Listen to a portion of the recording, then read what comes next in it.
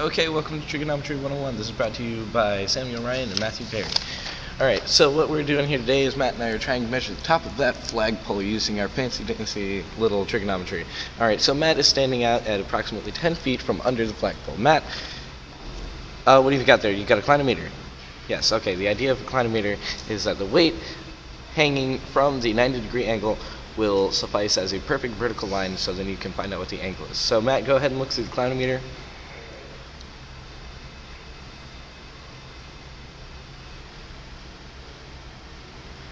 Alright, what angle are you getting there? Alright, you got 120. So what we're going to do is we're going to draw a triangle. Oh, goodness. Alright, we're going to draw a triangle from here to there. Alright, so here, this represents the top of the flag. Top of flag. And here is Matt's head.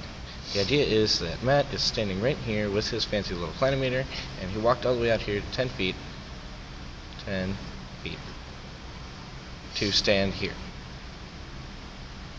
Alright, so what happens next is basically when you draw a straight line down, the angle is going to be 120. But since we don't need that whole angle right there, we're going to subtract 90, and you are left with 30.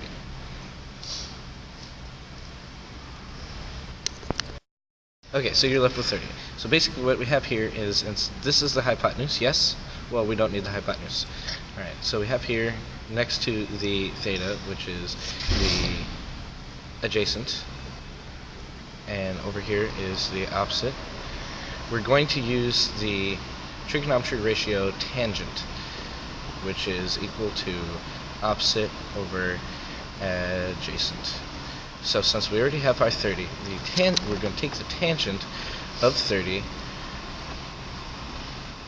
which is 5.773, or sorry, 0.5773, whatever.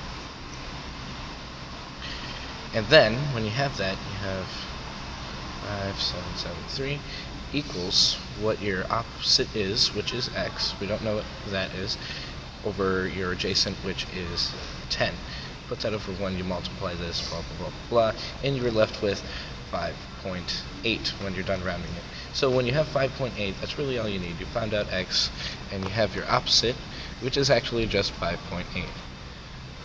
Now Matt is 6'2", which is perfect, because his eyes are like 2 inches from the top of his head, especially when he's looking through the clinometer. So he's standing here at 6 feet, plus this extra 5.8. Alright, so when you add 5.8 and 6 feet, you're left with 11.8. So now you know that, excuse me, Matt, that the top of that flagpole is 11.8 feet. Thank you for watching our video. Hope you enjoyed it.